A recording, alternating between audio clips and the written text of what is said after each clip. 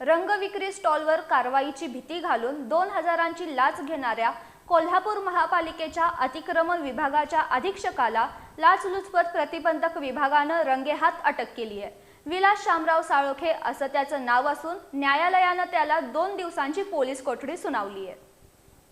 कोल्हापुरातील फुलेवाडी इथल्या संत सेना महाराज नगरमध्ये राहणारा विलास शामराव साळोखे हा कोल्हापूर महापालिकेतील इस्टेट विभागात अधीक्षक म्हणून नोकरी करत होता।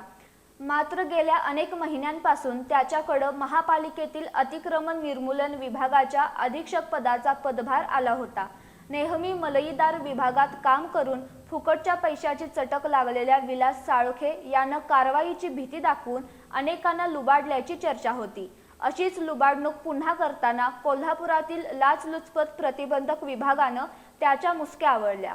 या विलास साळोखे यानं रंगविक्री स्टॉलवर कारवाईची भीती घालून बाजारगेट परिसरातील एका व्यावसायिकाकडे 2,000च्या लाचेची मागणी केली होती।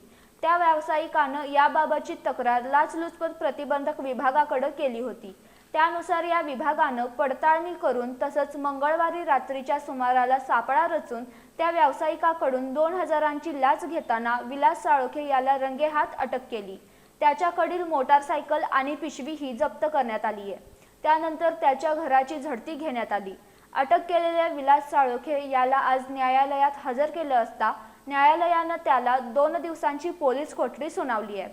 उपअधीक्षक वैष्णवी पाटील यांच्या मार्गदर्शनाखाली पोलीस निरीक्षक उज्ज्वला भडकमकर, सहाय्यक फौजदार प्रकाश भंडारे, पोलीस अंमलदार विकास माने, सुधीर पाटील, संदीप पवार आणि प्रशांत दावणे यांनी ही कारवाई केली आहे।